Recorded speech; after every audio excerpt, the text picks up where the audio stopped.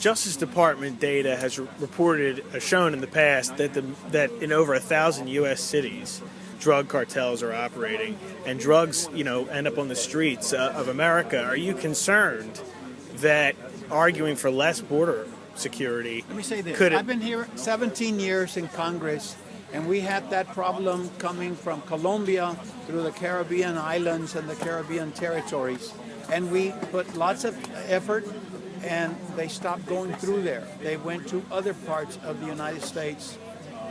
They tried it on the Pacific side through California.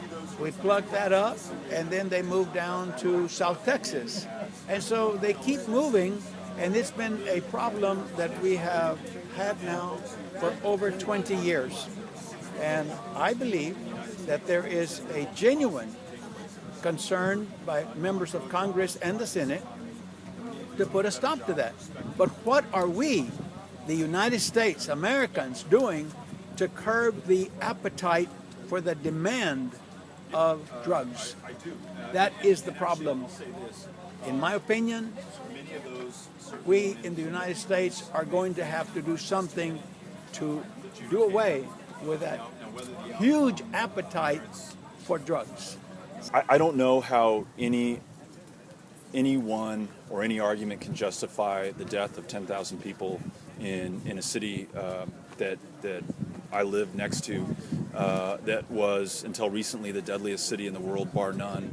That was the deadliest city in the world, bar none, because it is a major transit point in supplying the largest drug market in the world, and because of the prohibitionary policies we have here that place such a premium on those drugs that people are literally willing to die or kill others to get the drugs across. And so in Ciudad Juarez, which has seen incredibly rapid industrialization over the last 20 years, you have hundreds of thousands of young people who have neither access to schools or access to work. And in that vacuum, I think it's easier to be a little bit more sympathetic about some of the choices that these young people make.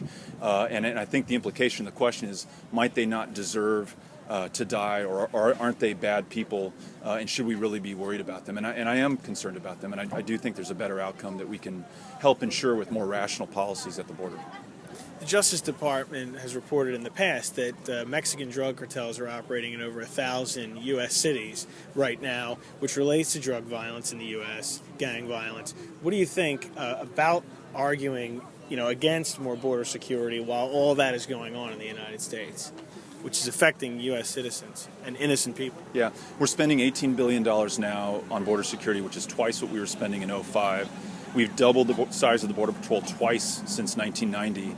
And if what you're saying is true, it's done nothing to quell drug violence in American cities. So I think we have to stop doing the same thing over and over again and expecting a different result, and instead look at some of these policy alternatives. And I would say, because I also think part of the premise of the question is these Mexicans are coming into our cities and distributing drugs to our people.